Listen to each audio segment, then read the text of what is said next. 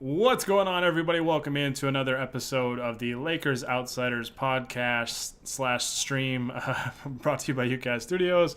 I'm your host, Gary Kester, here with you as always, and joining me today is my good pal, Jacob Rude. We're good pals until college basketball season kind of rolls around, but we're going to be talking to you today about the Lakers opening night loss to the Clippers. It's good to have, Jacob, it's good to have like actual basketball to talk about. As fun as Taylor Horton Tucker, which we've learned apparently his name is very difficult for announcers to say. We've heard Taylor Horton Tucker. It was Talon Hunter Tucker or something like that today from Kevin Harlan. I had it turned down because I turned it down when Marv Albert's breathing was heard multiple times during the Nets Warriors game. I turned it down. I briefly turned it up for the ring ceremony, which was amazing. I'm sure we'll talk about. And then I turned it back down again for a bit. It's like so weird as well because it's like the announcers are like watching on like a stream themselves, so it's like a second or two difference, but that they're even calling the plays. There are a lot of problems they need to figure out, but yes, learning how to pronounce Taylor Horton Tucker's name is one of them. Yeah, I don't remember exactly what Harlan said, but I know a Hunter was in there somewhere, and that's not his name. But yeah, that whole thing was weird because I think AD had a dunk in the first quarter, and it was like Kevin Harlan's call on it felt about 2 seconds late. Like AD's already running back on defense, and Harlan got excited. Like I was like, what? So yeah, that was another thing. The commentating today, and I love Kevin Harlan, so I don't mean to slander him or anything, but yeah, that was kind of just a weird element that I guess we'll maybe have to get used to for some national TV games this year and all that stuff. But anyways, yeah, so the Lakers fall to the Clippers 116-109. That's what we're going to be talking about today. We're going to talk about the opening ring ceremony probably first. I guess we'll start off on a good note because that's kind of how the Lakers kicked off their season was the opening ring ceremony. And, you know, I don't blame the Lakers for the slow start to this game because I think especially this ring ceremony, I thought it was extremely well done. And I think had a lot of Laker fans, almost a little emotional watching it, and just for a variety of different reasons. Kind of, what were your thoughts on that ring ceremony that we got to see before the game? They knocked it out of the park. I think that's what I tweeted, something to that effect afterwards. Like, obviously, you couldn't do it anything normal to how you typically do it. I didn't even consider the part that they can't really have someone hand. It's usually, I don't know, it's usually either Adam Silver or like Genie or that hands them the ring. And I didn't even like think about that part, that they wouldn't be able to do that. Obviously the Lakers did, and that I want the way they did it with like the families to be how they do it from now on. Because that was incredible. That was so much fun to watch, to see all the families and see the players' reactions to it. And because, I mean, those families sacrifice a lot for the players to, especially for this title. Right. They had to go upwards of 3 months without seeing these guys. So to see them be included in the way they were was awesome. And I'm really sad that Giannis signed his extension last week because that would have been a night full of memes if he appeared in a Lakers ring ceremony without having an extension with the Bucks. We were robbed of it. We were very much. Would have been like an all-time NBA Twitter night, but yeah, no, that was a great touch, and seeing like little things like LeBron's daughter in an AD jersey, I thought was really, really cool, and kind of I think speaks to their relationship and their friendship, the way they've just gotten to know each other over probably especially the last few years, and being teammates for the first time in the NBA last year. Yeah, really, really cool. And then you had the nods to Kobe, like there was the LeBron kind of showing his his ring tonight, wearing the 24 finger sleeve, and then you had Palinka, putting up the 2-4 with his hands after he got his ring and stuff like that. Like there was a lot of nods to Kobe. Obviously, they dedicated last season basically to Kobe, and that stuff still really hits me right, in the heart. And there's that Google, I think it's a Google commercial that kind of goes keeps popping up of what people search this year, and there's a little part of it with Kobe and like all that stuff. Still just kind of tugs at my heartstrings, and it's kind of made me just think back to last year's team and how special that group was and how good they were, especially in that playoff run. Man, I was thinking about that during the whole thing, and they were 16-5 during an unprecedented playoff run given the circumstances and everything. And at times, I mean, almost kind of looked bored during that playoff run. Mm-hmm. Like that's how good they were. And it was just, I thought it was, like you said, it was really, really well done. And I'm happy with the way that they celebrated a really special team. You mentioned LeBron's daughter, who was awesome. Shout out to his two sons, who seemed totally bored with the fact that their father won another title. Like, whatever. We've done this a few times.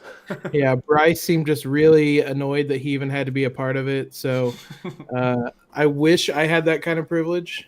Shout out to those two. That was hilarious. Everything about that, just like you said, the small little nuances of everybody, and seeing Keith's daughter yelling was hilarious. I smiled during that. Just so many things were awesome about that. They really, that was amazing. It was a lot of fun. It's one of those that I'll watch back probably many times. I've watched the 2010 ring ceremony, I guess 2011, or no, it would have been 2010. Yeah, 2010 ring ceremony many times. That one will join the list, but that was fun to start the night, but it quickly went downhill after that. Yeah, it definitely did. So hopefully the Lakers get a ring ceremony to start next season. Hopefully Staples Center has a sellout crowd and is there for that, and the energy in the building is different and all that stuff. But yeah, it almost felt like it. I know Frank Vogel's already said after the game that it wasn't a factor in their slow start, but the Lakers did come out and look very disinterested in playing a basketball game after that, which is understandable. I think that was probably an emotional time for them, and then they go play basketball right after it. So, but yeah, the Lakers lose the game, but I keep coming back to the first quarter. I mean, it was, I believe, 39-19 after the first quarter. The Lakers just had it taken to them, and you could just tell in the shot selection, right, and just kind of the execution. I thought the Clippers did a much, much better job. They were getting basically threes, like wide open threes, which they were hitting in the first quarter. They were getting free throws or they were getting layups. And the Lakers, meanwhile, were kind of dribbling late into the shot clock. They were, I don't know, it was kind of lazy basketball on both ends of the floor, and it reflected itself on the scoreboard. The extra month that the Clippers got off really helped them. No, I tweeted it, the Lakers look like a team that didn't pick up a basketball until 2 weeks ago. Which isn't far off for some of these guys from what they've said, which I can't blame them. Yeah. But I mean, especially this season, it's going to take some time. I think, and it looked like everybody had kind of learned from last season that, especially opening night, doesn't mean a whole lot in these early games. And really, I've said this other places, I really don't care what the results are in the regular season. I said it, we could go 0-72. I would care a little bit because we're not making the playoffs at 0-72. But I really don't care how many wins or losses we get, what home court advantage we will and won't have, stuff like that. It's very much a process thing that I'm worried about, or not worried about, but focused on. But that being said, that first quarter was awful. Like, I don't even think that's an overstatement. It was, they just looked disjointed. They look like a bunch of guys who hadn't played a whole lot together, which they haven't. But I mean, it was a lot of simple things that they weren't even doing. And I think how bad they were in the first quarter was kind of further exasperated by how well they played in the second quarter, because they were capable of playing like that. They just weren't. I would disagree with Frank Vogel. I think the ring ceremony had a big factor in it, Yeah, like it always does for every team every year. pretty much. Yeah. Um, that's what I remember about the last ring ceremony, is that uh, it did have a big factor. And I think it was I can't remember who specifically they were playing. I remember Shannon Brown had a big game, the Rockets, I think. Rockets. Yep. Um, I remember that night specifically. So it was the same thing. You get all those emotions, especially tonight with the families being like we just said, the families being a part of it. You get a lot of emotions, and then it's like, all right, go play the game. There's probably an argument to be made to hold the ring ceremony like after the game almost, because of how emotional that is. But Mm-hmm. um, I don't ever know how guys are expected to go play after that. But I mean, that's a lot of excuses for ultimately the Lakers just not executing. Yeah. They on either end of the court, they made the Clippers look really good for the better part of 12 minutes. As you said, I think it got to 39-19 was the biggest. Um, at that point, I was about ready to just chalk it up and say, get ready for Christmas Day against the Mavs, Yeah. because this one's going to get out of hand with the Clippers talk their trash. But um, as frustrated as I was at how they fell behind, I was equal parts, if not more, impressed by how hard they fought back. Yeah, and I was like you said, I was impressed with how quickly they erased that lead. Like I kept thinking, I was like, if the Lakers can get within like 8 going into halftime, I'd consider that a win. And they got within 2. Like they had opportunities to actually take the lead right before the half, and they kind of squandered a couple opportunities there. And that was kind of the theme of most of the second half, is that they had a lot of opportunities to finally get over the hump and take their first lead, but couldn't quite do it. I think they got within 1 or 2 a few times, but yeah, I mean, I don't blame them. I mean, like you said, the last ring ceremony that the Lakers had, they played Houston. It was kind of much of the same, where they started the game, fairly slow, and they were trailing for a good portion of that game. It took a Shannon Brown 3-point barrage, I think, late in the third quarter and into the fourth quarter to wake them up. And I think they still needed a late 3 from Steve Blake in that game to win by 1 or 2, I think. And that's just kind of the nature of ring night. I mean, I think the Warriors suffered from it a couple years ago too. I think when they played San Antonio on opening night, and maybe one of LeBron's Miami teams, I think when they played Chicago or something. It's a thing that happens, man. It's probably a tough thing for those guys to celebrate a great achievement and kind of reminisce on the journey that they had through, especially with this team, navigating the pandemic and the hiatus that the NBA season had last year, and then the bubble, all that stuff. So yes, shout out to Steve Blake.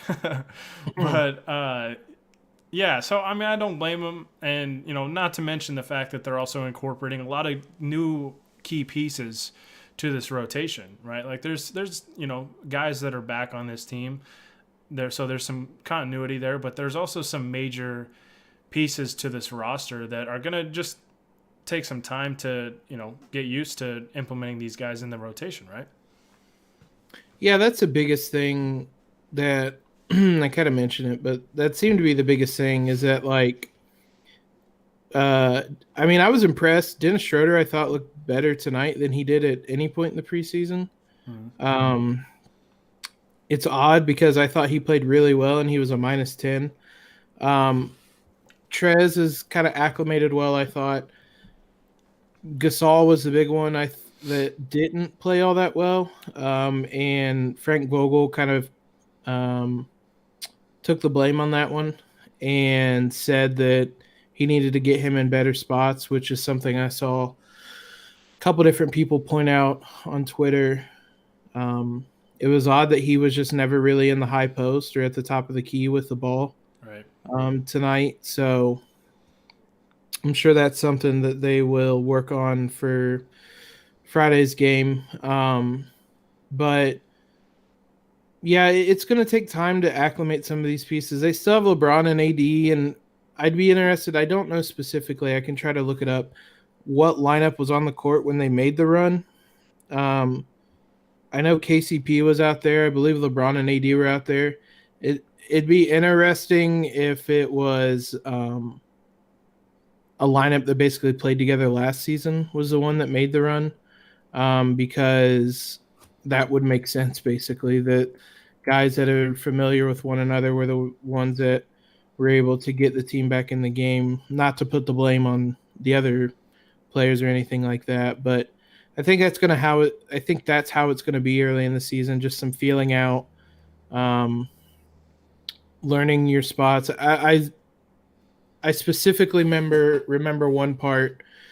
It was in the first half where um, the Lakers were kind of in a scramble, something that they did really well last season, closing out on shooters, rotating, getting guys into position, and four of the five guys scrambled around and did it. And Trez, I mean, it's just not something he's used to, and that's kind of the Lakers' defensive philosophy. And he was standing on the other end of the court when a player in the opposite corner that he should have chased down and closed out to got an open look. I think they ended up missing it anyway, but um, it's just those types of things that they're going to have to learn um, and figure out.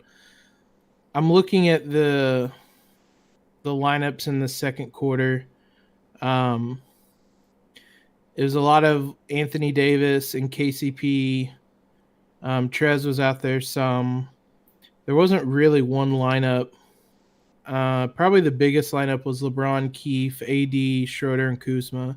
So, I mean, four of those five guys played together last year. So that's also a really big lineup. But I think we'll see a lot of that.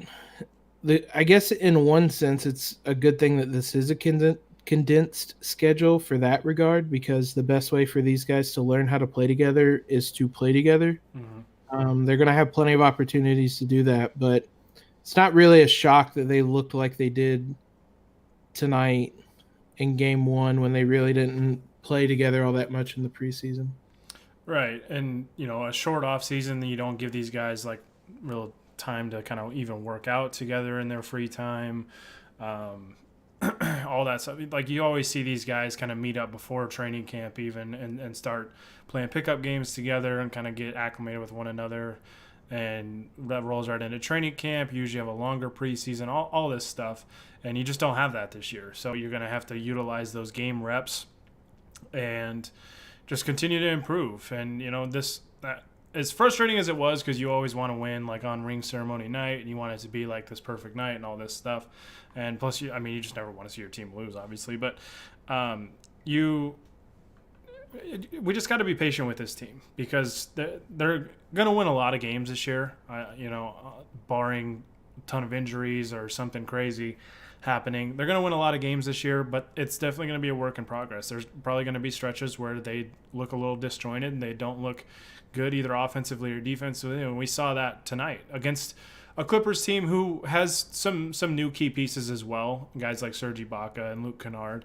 But they also have a core group, for the most part, that did play together last year. Guys like Kawhi Leonard, Paul George, Patrick Beverley. Those guys played together last year, so there's probably a little more continuity there than the Lakers rotation. But so I'm not I'm not really concerned at all. Like, if you made this like a scale of 1 to 10, how concerned I would be about this team, it'd probably be about like a -3. Like, based on tonight, like, when they played well, they played extremely well, and when they didn't, they didn't. But by the end of the season, this team is not going to be as bad defensively as they were tonight. Frank Vogel, I guarantee, will have this team, playing really good defense by the end of the year, or even by the middle of the year or whatever.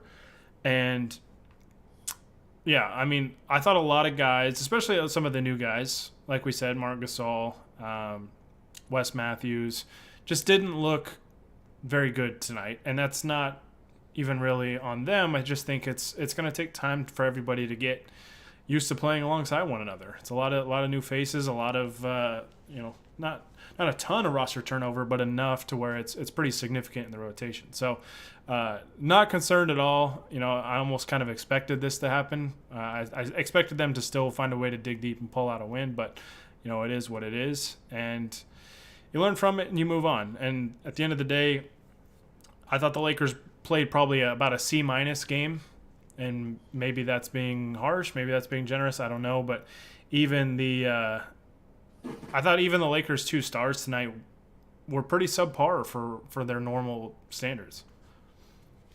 Yeah, I was trying to think what grade I would give them.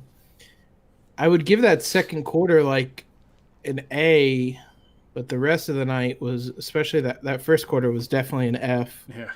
Third quarter was all right.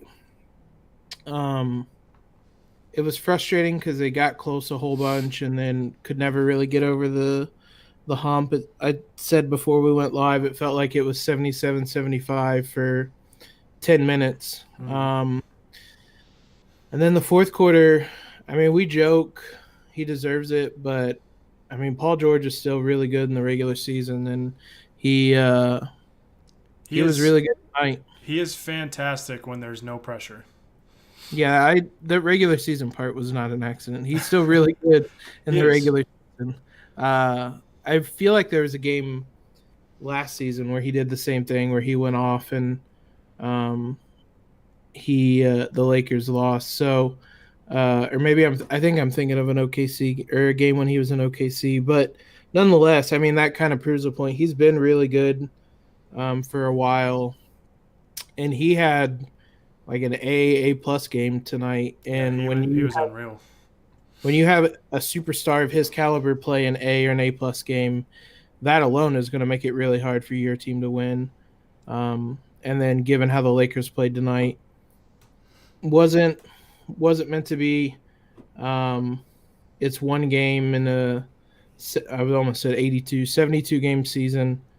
But there was enough positives to come away from this game that I'm not worried, especially after last year. I mean, they did this last year, and then they were like 25-4 or something wild like that a couple months later in the season. So they'll get some things sorted out. They'll watch film, and they'll come back on Friday, and it'll be an interesting test to see how they match up with Luka and whatnot. But I would think it'd be an easier test than what they had tonight. So I'm interested to see them get right back out there and see them having figured things out, because ultimately I still think this is a really fun and exciting team. It's just going to take a bit of time for them to, as I said, figure things out and learn how to play with one another. Yeah, 100%. And, I joke about Paul George because I get annoyed with how great he always is against the Lakers in the regular season, and then I go watch him against Denver hit the side of the backboard on a three in the fourth quarter and just play terrible in pressure situations. But I will tip my cap to him tonight. I mean, he was sensational, and like you were saying, like during the regular season, that guy is. I mean, he's a top 10 player in the league. Like, he's really, really good. So I don't mean to take away from Paul George or anything. He is a very, very good regular season player. And he was very good tonight. I was saying, the 2 stars for the Clippers I thought were a lot better than the Lakers' 2 stars. And, Kawhi was 10 of 26, but Paul George was 13 of 18, so 23 of 44 overall. Let's see, Paul George had 33, Kawhi had 26, and then LeBron was 7 of 17, had 22 points. Didn't stuff the stat sheet like he normally does, only 5 boards, 5 assists. AD had 18 points on 8 of 15 shooting. 7 boards, so no block shots, which is kind of weird for him. But yeah, I mean, when even your star players kind of have subpar games, I mean, it was kind of indicative, I think, of how just the night went. I don't know. There weren't many Lakers that I thought played exceptionally well tonight, but it is what it is. Like, it's not a big deal, nothing to worry about.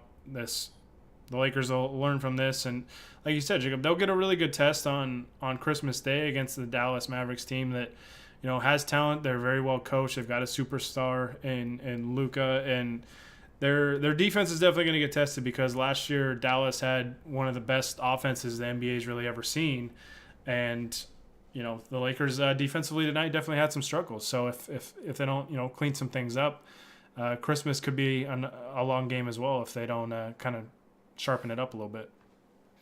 They did defensively tonight.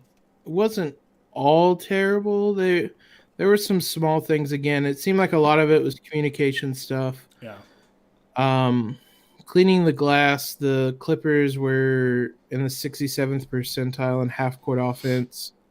92.3 points. I'm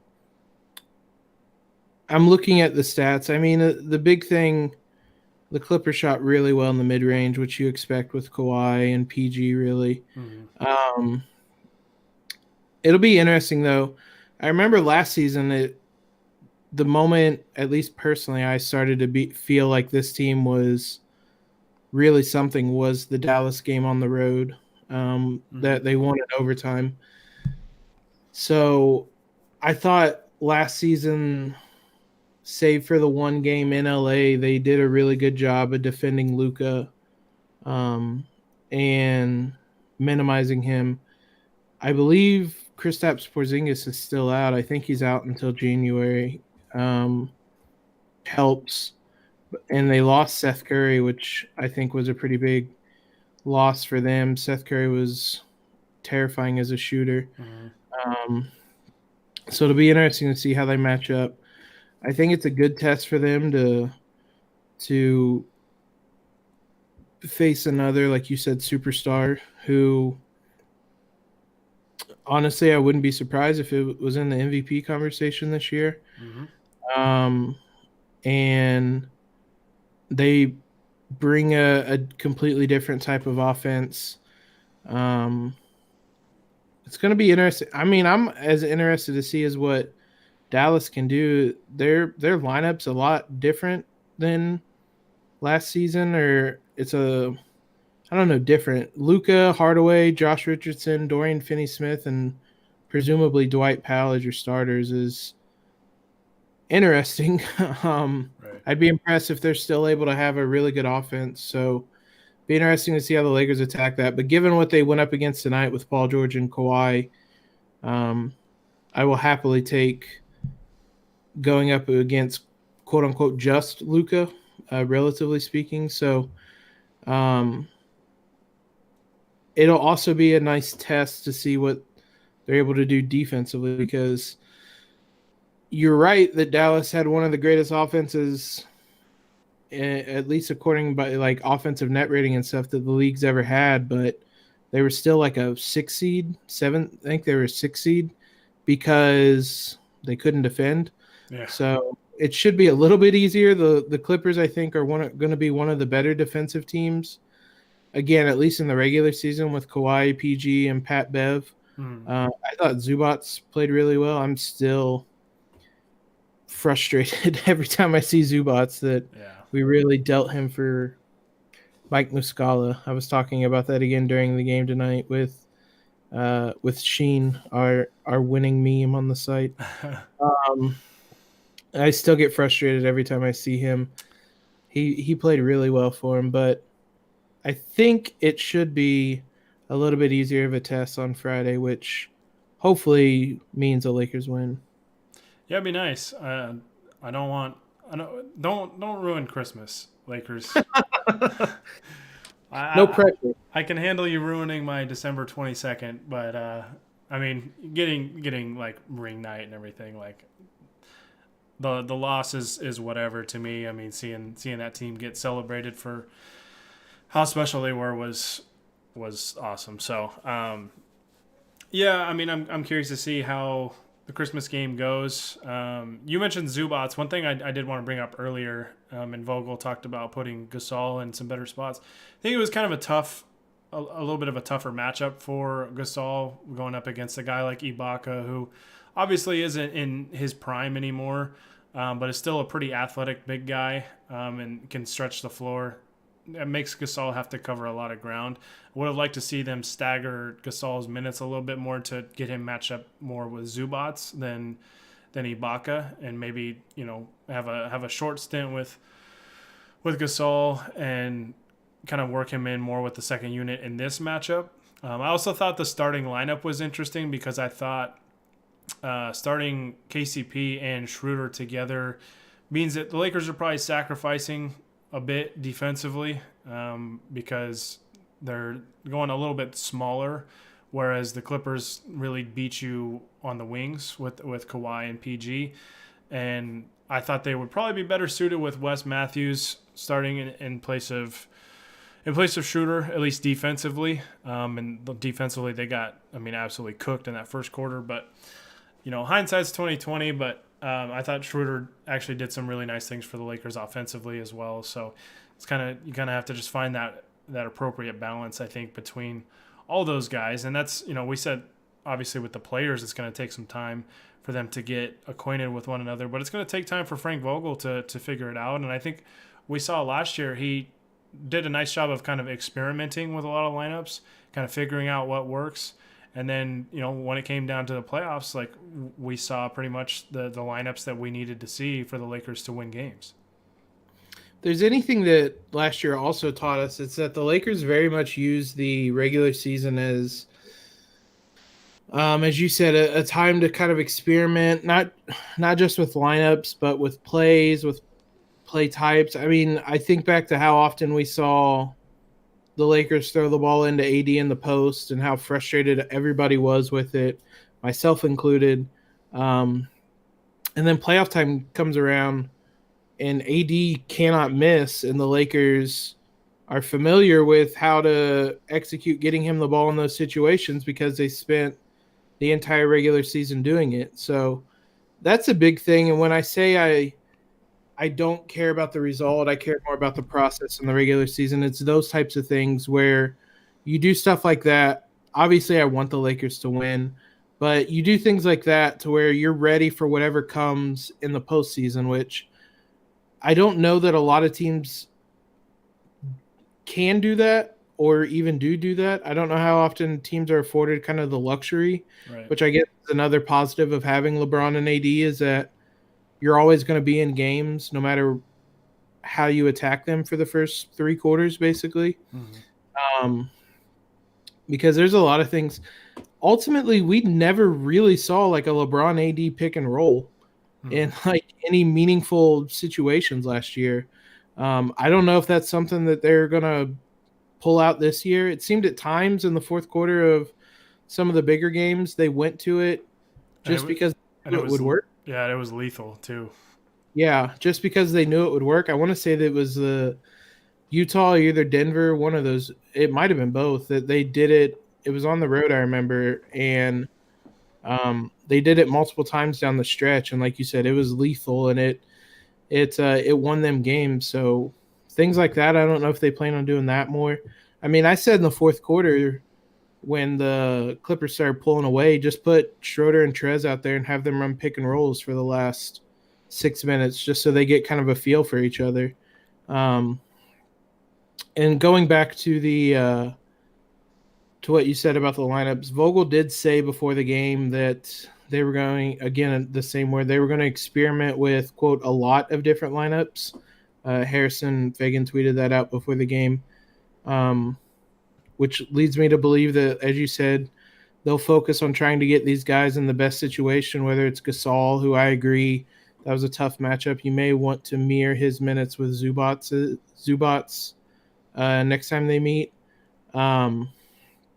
And just see which guys kind of mix and match. I agree that I probably would have rather started Wes in this game, but he, like you said, got absolutely cooked by Kawhi, so I guess it really didn't matter. Yeah. It'll be interesting to see what type of lineup they use against Dallas, because are they going to stick with Dennis Schroeder at point guard when you're matched up against Luka? And if you are, is he going to be the guy that guards him? I think those are also the types of things that the Lakers are trying to work on and when we say they're kind of figuring each other out is playing different lineups, seeing who works together. I mean, if you think back to opening night last year and compare that to the team that played in Game 6 of the finals, I mean, those were two different teams entirely. Mm. Um, and I mean, there were drastically different players. Quinn Cook played 17 minutes on opening night. Troy Daniels played 16. Jared Dudley played 13. Um, it's a long road from right now until the finals. So the Lakers have plenty of time to figure it out. But I think everybody has a little bit of blame to shoulder tonight. And seems like reading the quotes as we were doing this, it seems like a lot of people, pretty much everybody, admits that they need to be better. Um, Another interesting thing is that Anthony Davis said Dennis Schroeder um, told the team after the game that he wants to get out and run some more, which the Yeah. Lakers had a lot of success in last year, and I thought he looked really good at times pushing the ball. So that doesn't surprise me. I wouldn't be surprised if they do that more on Friday against Dallas. So be interesting to see how the team takes this loss and learns from it, and what they kind of experiment and try out new on against the Mavericks. Right, and getting out and running really starts on the defensive end for them. You know, Yeah. especially the second quarter, I thought they did a better job of not only getting stops, but just got a little bit more flow offensively and scored 35 points in that quarter, and just got some better looks than they did in the first quarter, where it was just they kind of played very slow, and they were running the offense deep into the shot clock and getting bad shots at the end of the clock and all that stuff. So I think that is a great point by Schroeder to get out and run, especially for a guy like him. He has top tier speed and burst that you'll see in this league. And that's something I think this team can definitely utilize, obviously, with guys like LeBron, guys like AD, Kuzma. Like, they have good athletes on this team that I think if they can get stops, that's where it all starts. They can get out and run and get a lot of easy buckets, and I think they can really put some devastating runs on teams, kind of like we saw in the second quarter of this game. You know, they, like we said earlier, they kind of put it on the Clippers in that quarter, and seemed like they did so in a hurry. Once they really got going, they kind of hit that gear that we saw a lot of times last year, hitting a gear that most, if not all, the other teams couldn't hit. So I'm excited to see this team really iron out the kinks and find that gear that I think they'll be able to hit that other teams won't be able to hit. And it's going to be fun to watch, but it is going to be a work in progress. And I don't want to say trust the process, because that didn't work out super well for Philly, but that's what it is. That's what it is. It is a process, and it's going to take time. And the Lakers, both coaches and players, it's going to take time for them to figure it out. But ultimately, they've earned our trust to get there, because I think on paper this team is more talented than last year's team, and as long as they can figure it out and they work through it, because I trust their leadership and their coaching staff and their leadership on the floor, to figure it out and hit their ceiling. And if they hit that ceiling, I think they're the best team in the league, and should repeat as champions, barring health and all that stuff. So not concerned one bit, as frustrated as we are at a loss. And even if they lose on Christmas, I'm not worried about it, especially if you look at their January schedule. They have a lot of very winnable games coming up, so they'll have basically, I think, a lot of wins racking up while they're still figuring out a lot of this stuff. And that was kind of something I think that helped them a lot last year, was the beginning and the ending of their schedule was pretty light, and the middle portion was kind of tougher. I think when they were really hitting their stride, they were really just winning a lot of those games. So not concerned one bit. I'm excited for the final 71 games of this season. I guess we'll just have to settle for 71-1, right? It's still a pretty decent record, 71-1. I just to build on your point, if anything, if this staff and team did anything last year, it was, I wouldn't even say earn the benefit of the doubt. They've just straight up like earned our trust that they're going to figure it out. I don't know that anybody adjusted better, at least especially in the playoffs, than Vogel did. Um, so they'll get it figured out. LeBron or not, excuse me, AD and said that him and Dennis Schroeder have already made plans to rewatch tonight's game and text each other to figure out their pick and roll play together, stuff like that. So there'll be adjustments. These guys will get it figured out. I'm as excited for this team as I was coming in. Um, my excitement didn't wane at all, and I want to see them back on the court on Friday against Dallas. Yeah, yeah. Frank Vogel did a great job adjusting, probably better than most, if not all, coaches.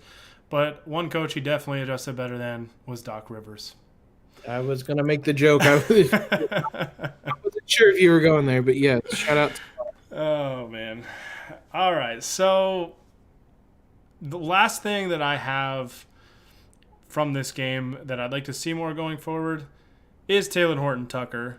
Not Taylor Horton Tucker, not Talon Hunter Tucker, whatever people are going to call him. I want THT to get some more minutes. I also want referees to stop picking on my boy because he had some bogus foul calls in this game. That the Kawhi one, Kawhi basically got to call his own foul, and that pisses me off, but he's a superstar, whatever. The Lou Williams one where THT is literally putting his hands up trying not to foul, and they still called it anyways. Um, he's not a rookie anymore, so stop it. But I still thought he did some good things tonight, even though the referees were picking on him. It was very clear the referees already have an agenda to hold THT down, but he's going to overcome it and still do big things. But I want to see him get more minutes. I thought he still did some good things tonight, and I'm excited for his future, not only long term, but especially for this upcoming season.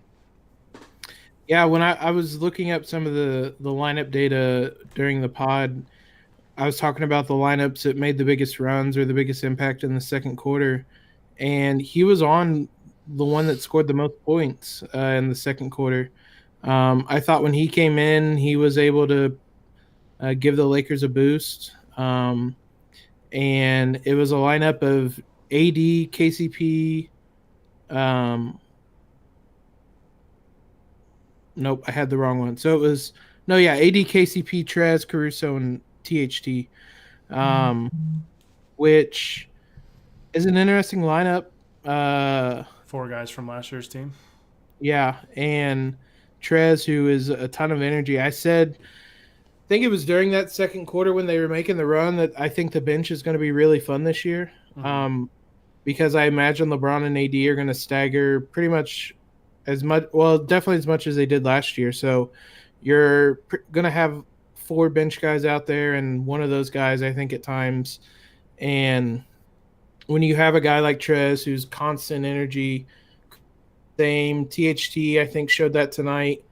And then KCP always plays fast. You can get out and run and really go at teams. And so I think lineups like that are going to be really fun. I think there was a lot of talk about how you make minutes for THT.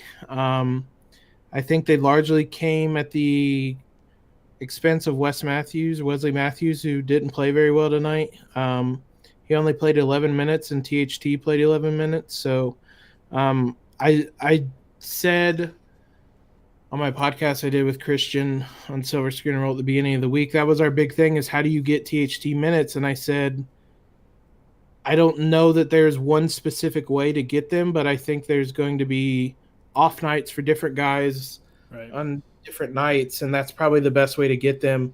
Maybe next game it's Schroeder or KCP who isn't playing as well, or Caruso, and that's where you find Taylor Horton Tucker minutes. So he's done he did nothing tonight that would get minutes taken away from him.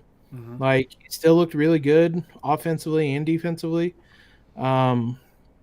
So I imagine he'll stay in the rotation. I still think the Lakers will play 11 guys pretty decent minutes every night, assuming that all those guys are available. So, find him minutes, keep him on the court however you want. And I would go further to say I want to see him and Caruso together more, because I think that is a really fun backcourt. Doesn't do a lot for shooting, but The energy and defense that those guys bring, Hmm. especially if it's those two with Trez, I think would be a really fun kind of lineup to use this season. Yeah, absolutely.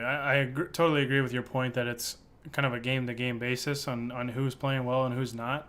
I thought you could have given some of Caruso's and some of Matthews' minutes tonight to THT because I didn't think either played particularly well. Caruso's obviously out there for his defense, but did have a number of open looks. He got one to go, but kind of struggled offensively in this game. And I thought when THT did come in, I thought the bench unit in general didn't happen right away in the second quarter. I think it took a couple minutes to really get going, but you could tell that just the energy in the game changed. Right, they really brought some juice and really brought some speed too. Like they just played much faster with a lot more energy, and it kind of flipped the game around. And the Lakers got within two going into the half after being down 20 going into the second quarter. So, yeah, I mean that's what this game comes down to me is you can't spot a really good team 20 points after one quarter because you think about if the Lakers are even down 5 after the second quarter and they have that second quarter that they had, it's a totally different game. So, back to the bottom line is you just can't spot a really good team that many points, and I still expect the Clippers to be the second best team no matter what the NBA on TNT crew says. I think Kenny said that Portland was going to be the third best behind Denver. I know that the Clippers, blew a 3-1 lead, and it's important to remember that because people do forget it. But they're still really, really good, and there was a reason why they were up 3-1 in that series too. So, it's a tough matchup. It is, especially given just all the circumstances that we've talked about already on this podcast. So, not concerned one bit. But we're moving onto Friday and on to Dallas, and hopefully the Lakers can use Christmas to get their first win of the year. If you're into one game, small sample size overreactions, THT this season has a net rating of plus 47.6. So he should be front runner for MVP, is what you're saying. Yeah, I mean it'll be him or Markieff Morris, who was at plus 32.6 tonight in 19 minutes. So I see it as a 2-horse race between those two guys this season for the most part. Remember when it was LeBron and Caruso as like the top 2-man duo in the league? It's going to be THT and Markieff Morris this year. But it's good that it's staying in the purple and gold. Yeah, and though it's nice to see our two superstars, THT and Keefe, really take the lead. And together tonight in 4 minutes, they had a 126.7 net rating. So really, I think the big question for Frank Vogel is how do you get those two on the court together more on Friday? Like for 48 minutes. We got to really test the theory and see if we just beat Dallas by like a billion points. So, it's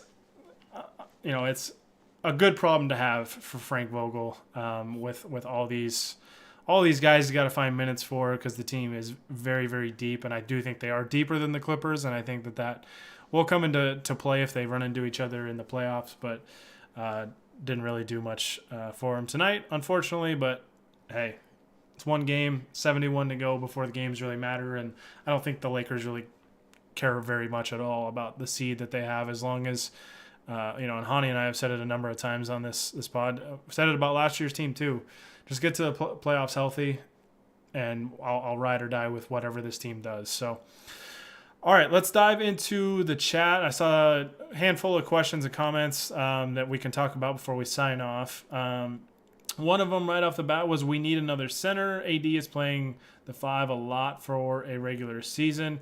That's one thing I think really one of my only qualms with the roster is I would have liked one more traditional like 7-footer or a guy with like legit center size. Lakers obviously don't have that, so maybe they just go smaller with Montrezl Harrell or Markieff Morris. But I don't know if that was necessarily an issue tonight in this game. I just thought they kind of should have tried to flip it a little bit and had AD match up with Ibaka as the 5 more and have Gasol play more matched up against Zubats. That was my take.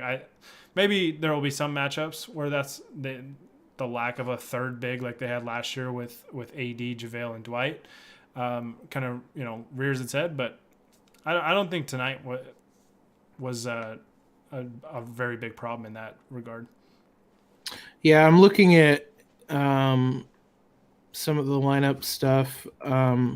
Doesn't really seem like it was too much of a problem tonight. I don't necessarily disagree with the question or the comment, though. I do think that I think the Lakers need a center, and I think that they basically have positioned themselves to be able to sign someone in the buyout market. Mm-hmm. Come, I think late March is going to be the trade deadline, or mid March. Yep. So I very much see them going after a center. I haven't really looked at who. Um, I mean, Pau Gasol. I don't know that he really solves anything, but I would still 100% take him. But I think that they will eventually sign a center for whatever it'll be worth. So AD was on the court with Gasol off for 19 minutes tonight, and they were a minus 16.3 in those net rating in those minutes. So small sample size, but yeah, I mean, for tonight it wasn't great. Like we've said, I think it probably was more of a matchup thing. Um, but it's something to monitor going forward. The problem is they don't really have any option until they get further into the season because they're hard capped and they don't have enough money to sign anyone. So Mm-hmm. it's one of those things that they're just going to have to figure out how to do it with the roster they have. I don't think it's a bad thing to play AD at the 5 more. I mean, we saw it in the playoffs. It's just a new thing that they have to get used to a bit. Um, Maybe it means more minutes for a guy like Devontae Kaycock. I don't know. Or maybe it's just as simple as putting Gasol in better positions to where they can attack the team better, or and things like that, to where Gasol plays more minutes in general and AD doesn't even have to play as much. Who knows? There's a lot of ways you can attack it, but for now, it's something that the Lakers are just going to have to. I don't want to say live with, because it's a good thing that AD is going to play the 5 more, but help isn't going to be coming until middle of March, basically. Yeah, and it's one of those things that last year I didn't think was a necessity to have the three bigs. It was more of a luxury because Yeah. the Lakers still, even with all that depth in their front court, they were still at their best with AD at the 5, and they did go to that a number of times in the regular season, and especially against the Clippers. I think they figured out that to beat them last year, they needed AD at the 5, and they figured it out in those last two games that they played them, and they had a lot more success when AD was at the 5, and it spaced things out a little more. Obviously, with Gasol, you can space things out better than you could with JaVale and with Dwight. But I don't think it's a huge deal. I think you can play even Montrezl Harrell, spot minutes at the 5. You can do K-Cock a little bit. You can do a number of different things. You just don't have this quite the same luxury. And AD is going to have to play, some probably some more minutes at the 5 this year. But we saw it in the playoffs, man. Like, there were long stretches where JaVale and Dwight did not play, and the Lakers played a little bit smaller. They went with Markieff at the 5 a little bit. Went with kind of like almost like a 5 lineup of guys that were 6'4" to 6'9". So they can mix and match, and I think they'll be fine in that regard. They don't have the same luxury, but if it is an issue, I would think that they'll be able to address that in the buyout market. I think there's going to be definitely some candidates to help improve the roster even further, and there's going to be, I think, a number of those buyout candidates that look at the Lakers first as a title contender that plays in LA to be able to latch on and try and go win a championship. So not overly concerned about it. Is what it is. AD's probably going to have to play a little bit more 5 than in the regular season than he's accustomed to, but we also know that based on what we saw in the playoffs last year, that's when they're at their best. So I think the second one's a joke, but kind of I think what usually sums up like NBA Twitter after a loss. One comment was, "We're good, just the first game," and then the next one was, "Trade everyone." To be honest, Hey, they're on pace to go 0-72, so blow it up. Start looking at what the protections on those New Orleans picks are. Oh man, I love it. I love it. We had another comment saying the Lakers are going to miss JaVale and Dwight this season. I think they'll miss Dwight at times more so than JaVale. Sorry, honey. Um, we had somebody say I think Gasol will be utilized more if LeBron sits. Just my guess in the early season. I could see that. We talked about Hani and I talked a couple times about the playmaking that Schroeder brings, and that Kuzma showed a little bit in the preseason, and Taylor Horton Tucker. Like, sorry, honey, but you get a little bit of that with Marc Gasol too, and I think the Lakers can utilize that when they're resting LeBron and playing him probably less minutes to start the season. That you can run some offense through Marc Gasol. We just didn't see it a lot tonight for some reason. Yeah, I don't really know what. It was odd. I almost wondered if he was injured or something. Didn't seem so, and they didn't say anything after the game. Not really sure why he didn't play as much or in the role he did. Like in the preseason, he looked amazing. Like the offense was fun. Guys were cutting. He was hitting them. I'm not really sure what happened to change that. If it was the way the Lakers attack things, I'm not really sure what happened there. But yeah, when LeBron, I mean, with or without LeBron on the floor, I want him to be kind of a playmaker, um, because LeBron can be one of those guys that's cutting and moving as well.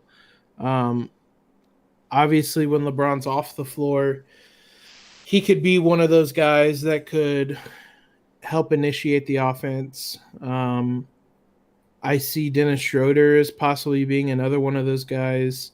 I think that they'll stagger Schroeder and LeBron's lineup, similar to what they did with LeBron and Rondo last season, where there were times where they were on the court together, but largely when LeBron was off, Rondo was on. So I think we'll see some stuff like that. But I mean, again, you can play Schroeder and Gasol together. You can play Gasol and Trez together.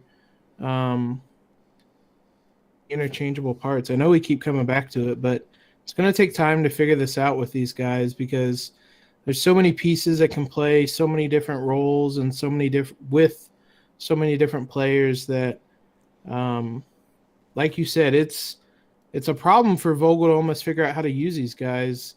It's a good problem, but it's going to take some time to kind of figure out how to use these guys. Yeah, 100%, 100%, and ultimately you have a lot of talent surrounding two of the best players in the world, maybe the two best players in the world, when they're playing at their peak, and they'll figure it out. They'll figure it out. So, one question we had: did Lionel Hollins coach the Grizzlies when Gasol was there? I believe he did. That was like the grit and grind era, I think, and so yeah, I wonder if that factored in with Gasol signing with the Lakers, but yeah, they have worked together in the past. We did have a Clipper fan jump in temporarily. I just want to say congratulations. I wonder when you guys are going to hang the banner for tonight's win. Congrats on your, I don't even know, regular season trophy that they give out for opening. Yeah, back-to-back opening night champs. Tell you what, you can have the opening night wins. We'll take the championship wins. I think that's a good trade. Every year, I'll take that every single time. Somebody said, "Shout out Frankie V." Of course, always shout out Frankie V. He's got, as we saw in the ring ceremony, he's just got such dad energy to him. He's just the dad of the team, and I love it. Mm-hmm. We had somebody want to remind everybody that the Clippers blew a 3-1 lead. Important to remind people that because people do forget it. And then I was really upset. I had this primed and ready. When the Lakers tied the game, I immediately fired off. This is the fourth straight game that the Clippers have blown a double-digit lead. I was really ready for the Lakers to win tonight, and I could further that. Yeah, but it is important to remind people that the Clippers blew a 3-1 lead and had a double-digit lead in each one of those final 3 games. That was probably another thing about tonight that I kind of thought going in was the Lakers are getting their rings to start the game. Ton of new pieces to incorporate in their rotation. Plus, you probably have a pretty motivated Clippers team that is pissed about how last season ended, and probably we're going to come out, pretty focused and pretty motivated to go out and win tonight. And so, just another thing I know it sounds like we're making a bunch of excuses and all that stuff, but kind of things that I thought about like right before the game and in the game going in was like, I'm not overly surprised by the result tonight, but we'll see where the teams stack up at the end of the year. That's all that matters. So the Lakers are 0-1. Not concerned. They move on to Friday, Christmas Day. Hopefully they don't lose like last year's Christmas game. That was that one left a bitter taste in my mouth last year, but we'll see. Dallas is coming up, and for those that want to watch Dallas, they play tomorrow night on ESPN against Phoenix. But the Lakers play at 5 o'clock p.m. Pacific time on Christmas Day. So hopefully you guys all stay safe out there and enjoy that game. I don't know what our plans are for a stream like after that game. It is Christmas, so I don't know what's going on with that. So, but we might be here, we might not. I don't know about that one yet. So that's Depends if we win or not. right. If they lose, everybody gets a lump of coal and no stream. So, so yeah, 5 o'clock on Christmas Day. Lakers are back at it. Have a couple days off to correct some things and hopefully come out with a better effort on Christmas, and hopefully they can get a win. So, yeah, that's going to do it. As always, guys, thank you to those of you guys that jumped in the chat with us and followed along live. We do these live on twitch.tv/Lakers Outsiders, where you can follow us there, or you can subscribe if you want to support the site for, I think it's $5 or $6 a month, just for a tier 1 sub. So, yeah, if you want to support us, you can do that. You can also subscribe to us on YouTube, and you can follow or like us on Facebook as well, just facebook.com/Lakers Outsiders. Jacob, where can everybody kind of see all your social media and all your work that you're doing? It's really hard at Twitter. It's at Jacob Rude. If you guys are interested in following the baby Lakers that are in New Orleans now. The people that have just their Twitter handle be their first and last name are elite people. I just want to say. Yeah. But yeah, if you're interested in following the baby Lakers that are in New Orleans, I have you covered. And yeah, it's a really, like I said, really hard Twitter handle. Shout out to those that have just their first and last name as their Twitter handles. They deserve championship rings as well. Just throwing that out there. Yeah, and then if you want, you can follow me on Twitter, just at Gary Kester, and then you can follow my personal Twitch account if you want, just twitch.tv/SwishGK. And yeah, so we might be here Christmas Day. If not, we'll be on the next game after that. Hani's going to be out, I think, for a couple weeks as he's visiting family, even though he's commenting on my JaVale McGee slander, and he gave a shout out to Steve Blake, and he's expecting a good shout out to end the pod from you, Jacob. So you have like 30 seconds notice, but this is fun as always. It's good to be talking about regular season basketball again and actual games that count. And I'm looking forward to many more this season. So thank you guys so much for watching, listening. I'll have this pod up tomorrow on, what is tomorrow? Wednesday. On all those podcast platforms, if that's your preferred method of listening to it. But until next time, this is Gary Kester with Jacob Rude and the Lakers Outsiders signing off. Shout out Xavier Henry.